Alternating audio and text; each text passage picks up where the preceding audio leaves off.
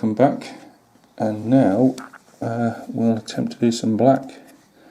Now I've got two lots of black mixed up on my palette. One black's got some medium camo brown, which is a Panzer Ace model colour from Vallejo.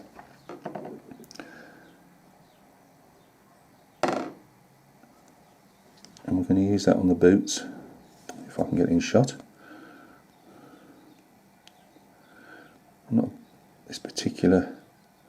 This particular Army Painter Regiment brush has got no tip to it whatsoever.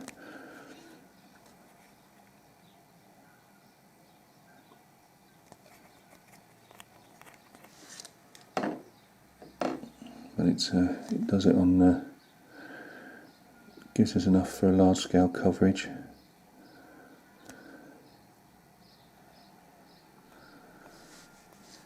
Now I like to, there's probably a bit too much brown in that, we'll see when we do some highlights.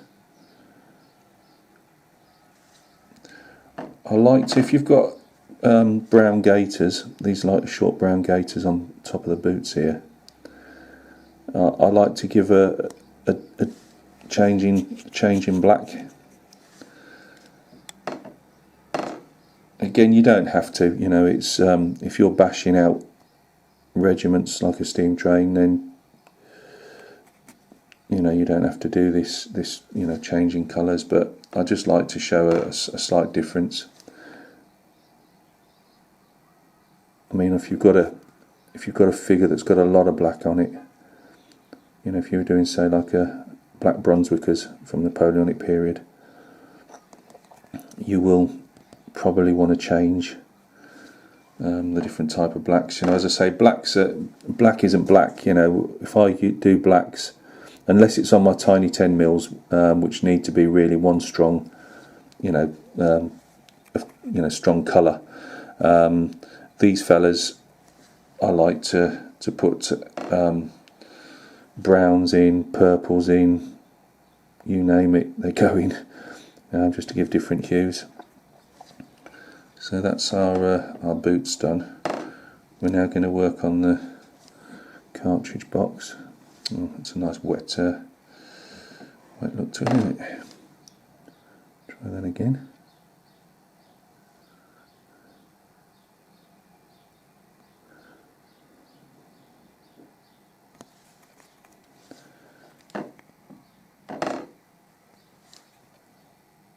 We haven't got the obviously he's wearing his bonnet de police, so he's not got that rolled up underneath his cartridge box, which will aid painting, because I will guarantee you I always catch the rolled up bonnet de police.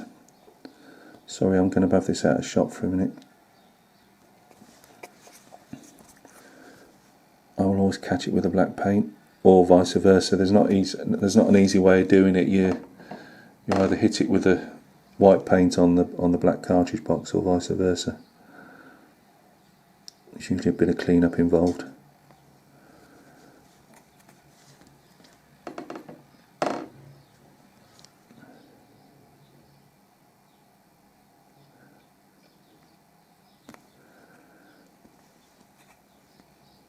Right. And what we're going to do is go to the gaiters now. We'll let that dry off and we'll give that a second coat, because that's a bit wishy-washy. Now this second black has got another favourite colour.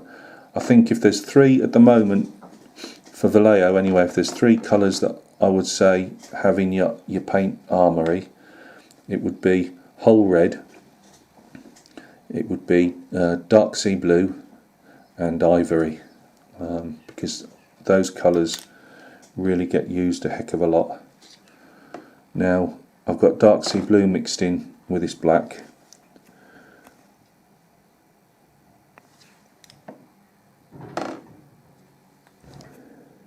To give us our slightly different colour.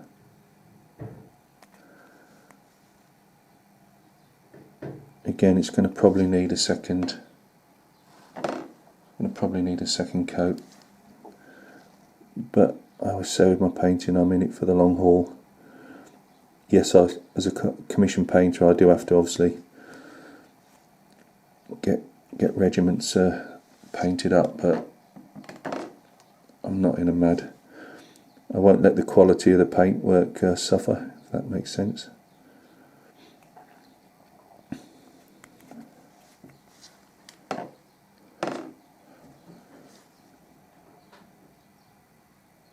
And I know, you know, there'll be a lot of guys, especially with my lighting, you won't really see that much of a difference, I suppose, but I know it's there. I know that when I'm looking at it, I can see a colour difference. So although they're both supposed to be black, they're different blacks.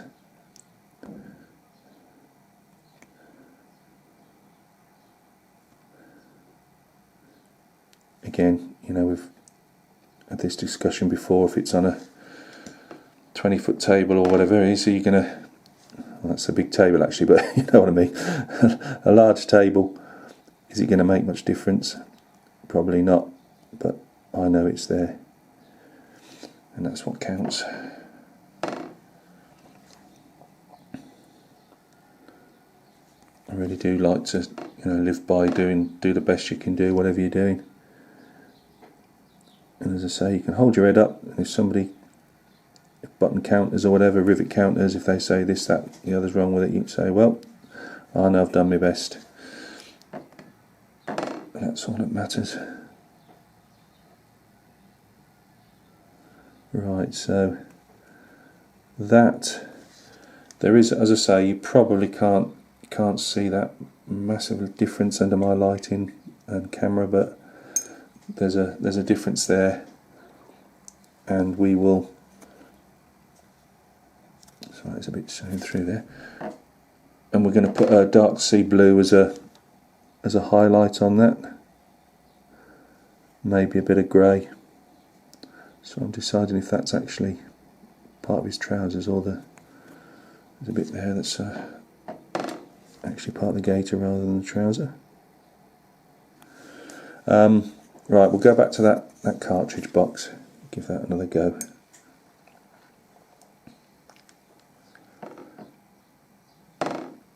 I'm just dabbing the excess off on the, for once I've actually thought, and I've got a towel at the side, a piece of paper towel. Now how I approach highlighting leather, or on these Napoleonic figures anyway, I like to dilute some very thin light brown paint, well, medium brown paint I should say, so I tend to use again the medium Waffen-SS camo brown, I think it is. I never say it right. Let's get it so you actually know. Well, I could do if I hadn't rubbed all the things off on this one. Anyway, it's Panzer Series 145. It's quite a go-to colour of mine. We'll let that dry off for a minute. We'll go back to our gaiters again.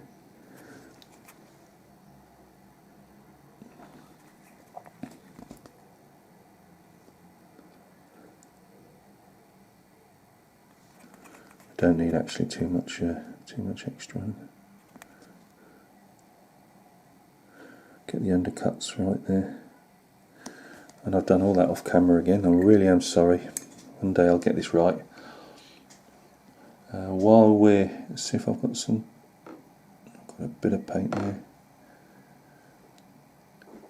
It's a bit lumpy, but I was going to say what I do as well, what a lot of people miss out, is you can't see on this with this bloody milk bottle top, I'm afraid, but painting the sole of the boot. Again, you can go an orangey brown, dark brown, whatever you like. That'll need another coat because that was some paint that was quite old. Right. Just bear with me a second, guys, and we'll be back in a moment. Again. Now what we're going to do now is I've thinned down some medium camo brown. Again, any medium brown will do you. I'll use a smaller brush. Dab a lot of the excess off. We're just going to apply that to the places where we want a highlight to be. Now this isn't a bold highlight as if you were putting, say, you know, black grey, something like that. This is more of a, you know, a lot more subtle highlight.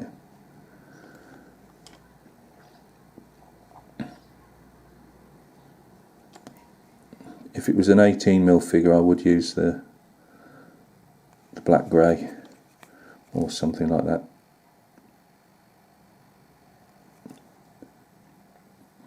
Just gives that slightly worn look.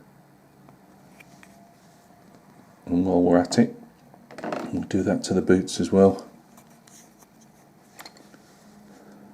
Let's get it in shot if we can.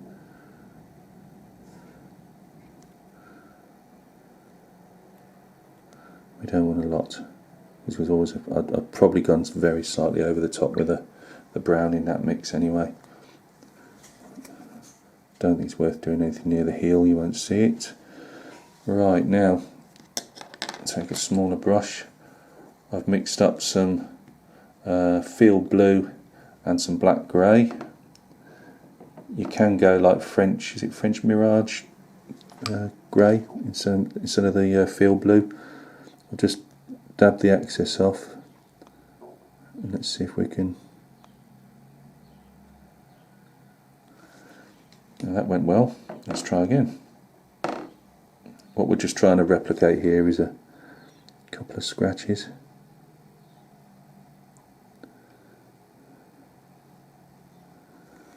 It's fading too much in. So what we will do is get a lighter colour, as I said earlier.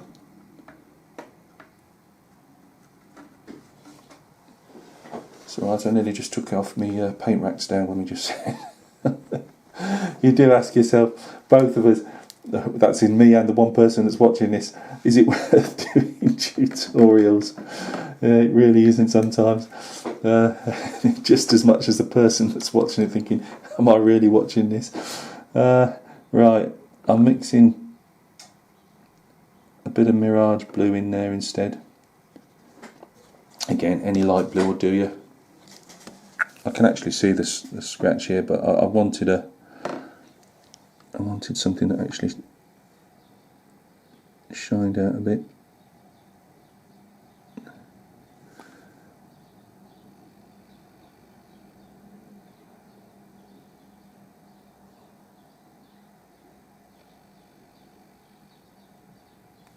There we go. Again, you can't see massively there, and it looks bluer than it is on when I'm looking through the camera, but I can assure you it'll look better when it's when that's done. You can do it. You can do it, you know, sometimes to the toe caps of the boots. Let's see if it'll show up on that one. I think these boots. No, it's not. Again, though, as a highlight, it works. This is a colour that I use on my 18mm. Now we're going to actually use it at the same time on these Gaiters.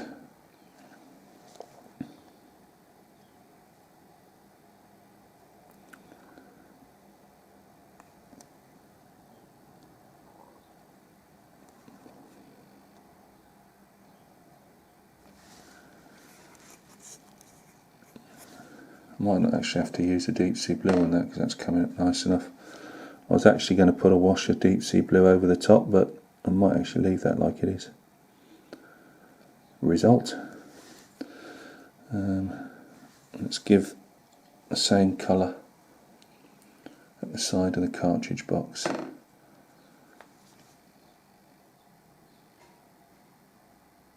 There, just to show it up a bit. Now you can't really see it here. On a real cartridge box, you'll have the raw hide itself on the flap sticks out on the sides, and you can normally see the raw hide itself underneath. But we're not going to see that, so we'll leave that. So for the moment, he looks like we've got some progression going on there.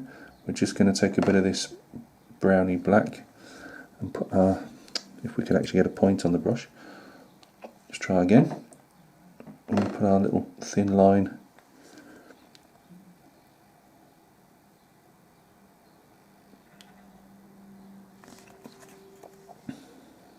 bit of a demarcation. It actually wants to show up. Thing is, I've watered the paint down a fair bit there, so it's struggling to actually pick it up. Doesn't have to be much, as I say. It's just a bit of a show there. Demarcation between the.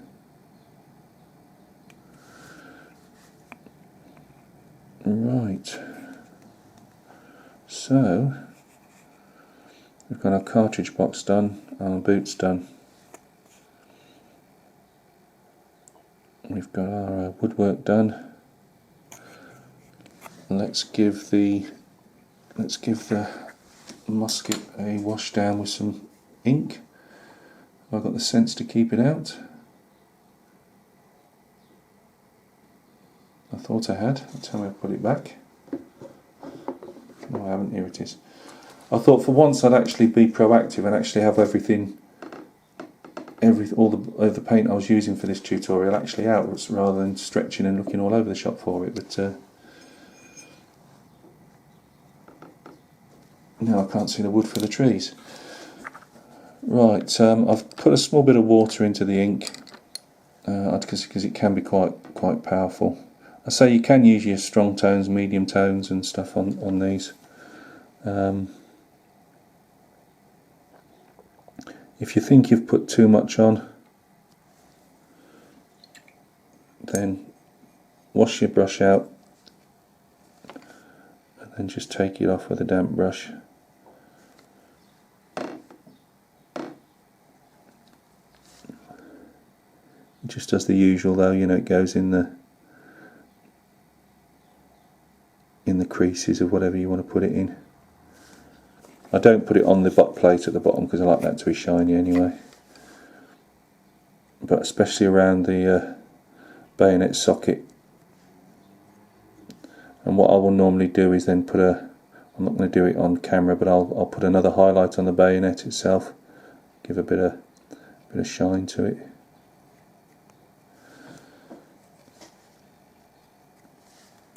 Right, I think that's that stage done.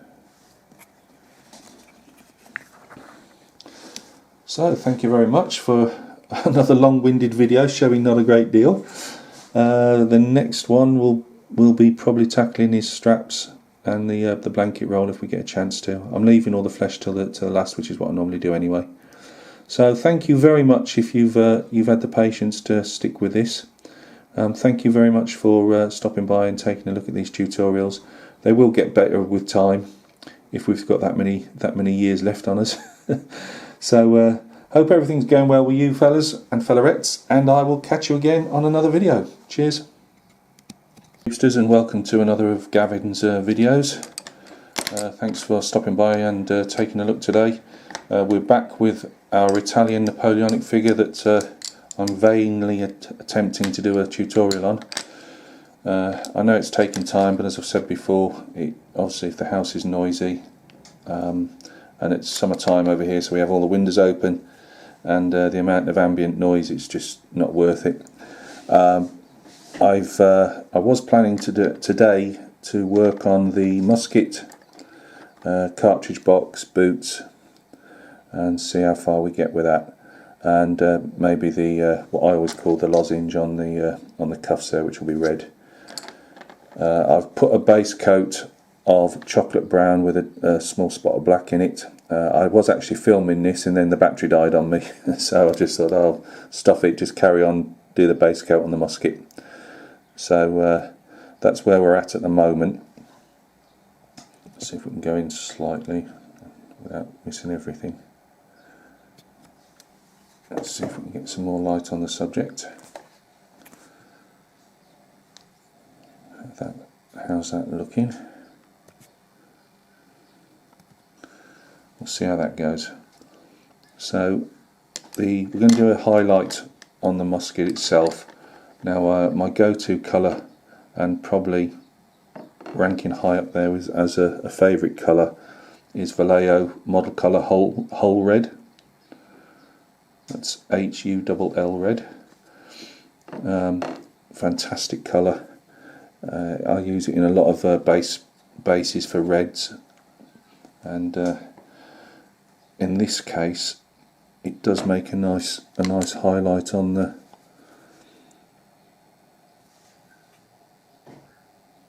musket. Some people like to put or like a grain effect in the wood. I do it occasionally on the Prussians that I did over the last few months, or a year even.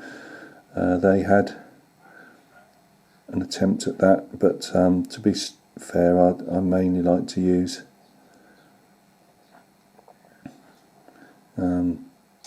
just a painted on, you know, like a block colour rather than a wood grain effect. So for me at this scale, I just don't think it looks massively realistic. He says as he paints a toy soldier.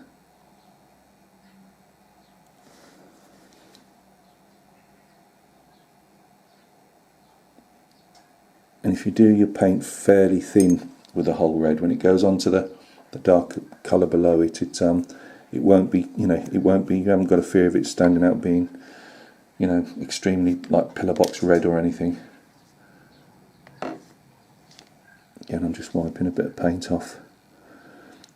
As I said before, if you don't, whether it's on your hand or a piece of kitchen towel, if you don't put the initial that initial bit of paint off, you'll end up with like a pear-shaped blob at one end of your line. Right, we're now going to go on, and while that's drying, we're going to do the barrel itself, which is oily Vallejo again, model colour, oily steel with a Vallejo black ink in it.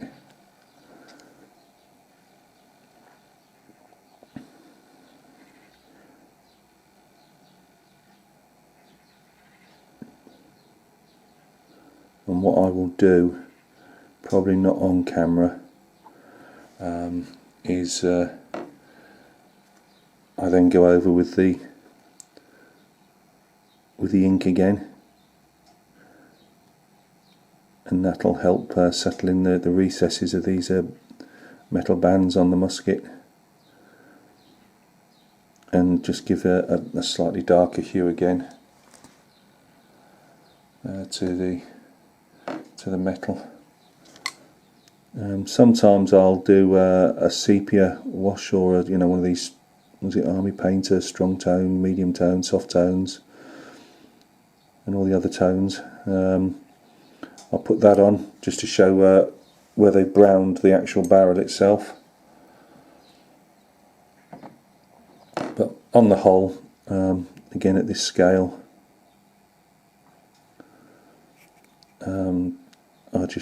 I tend to just put an ink over it.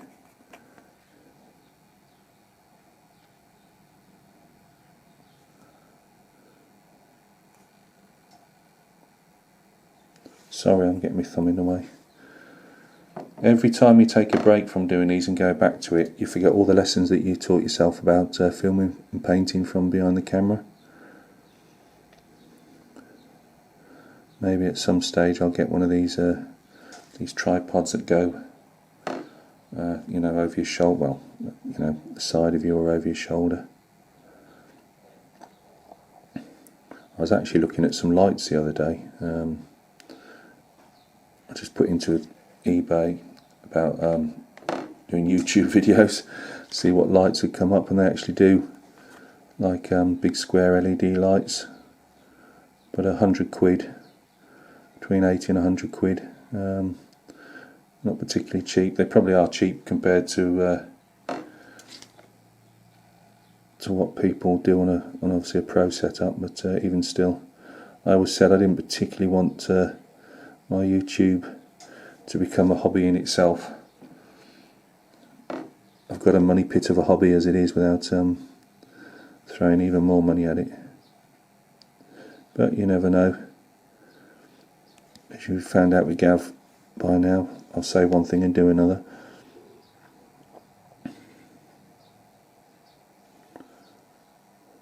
Now I did check out that the banding on this was steel rather than brass, and that the butt plate on the down here was steel rather than brass as well. And as far as I can tell, that's what it is. Again, as I said in the last video, you can only do your best. Do your research the best that you can do it. I am really sorry, I'm getting well out of focus with this camera.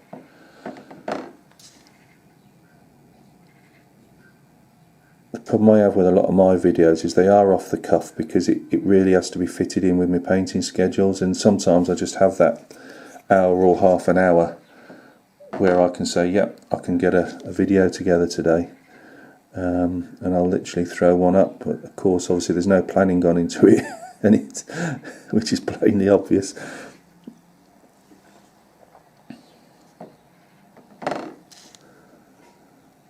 As I say, like checking at the I've been meaning to get a second battery for the camera for months, and I must have walked past the shop a dozen times in the last couple of months and keep forgetting.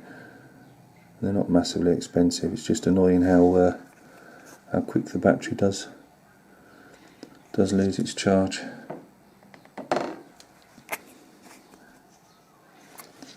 This bit we're painting here is the rammer. It's quite wide on this sculpt, but be able to see what it is. And I've done a good job there of getting overspill of paint on the woodwork. But luckily, for just such an occasion, I've got paint. That's the good thing about having a wet palette.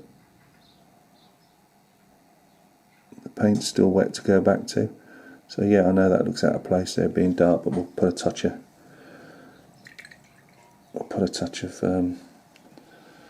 whole red on there afterwards. Right, now, as I say, if we put our ink on, most of you know this, as I say, this is mainly for people that you know, are only just starting out. If you put your inks, and especially pay attention to, you know, these type of areas, obviously it'll make those metal bits of banding stand out more. And that's giving it enough time for that to quickly, so we'll put some whole red on.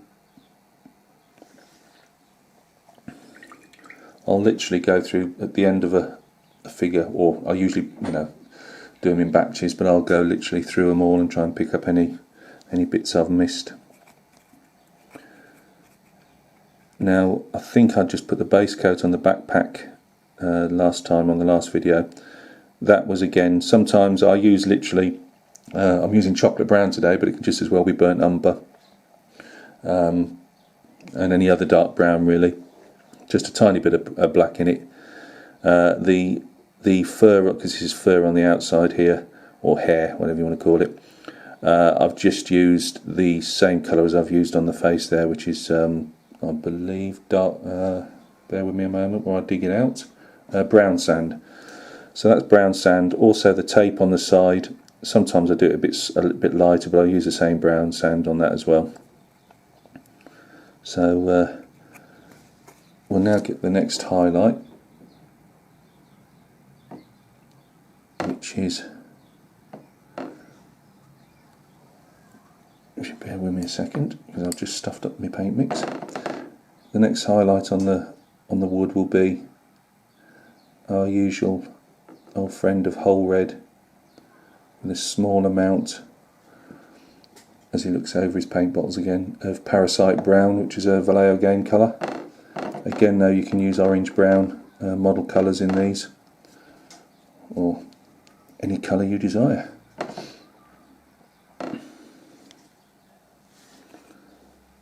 Alright, let's get Gav's thumb out of the way. I might have to add a bit of dark into that there, because it's I think the paint's still bleeding through. Come on, Gav. I don't do, on this particular sculpts, the wood isn't massively on show,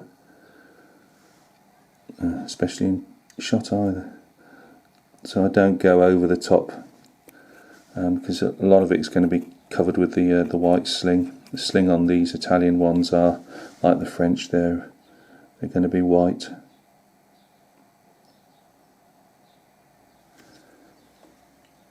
There's hardly anything gone on there, which I'm not too fussed about. That's fine. And then for a final highlight,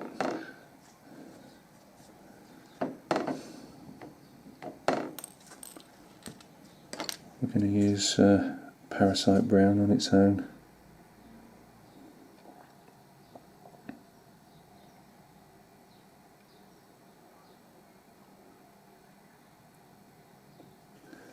Again, you know, somebody might say, well, the pictures I've seen of real Napoleonic muskets, they don't look that light, but the difference is we're saying maybe doing a large scale figure like that 54mm figure that I'm going to be starting on soon.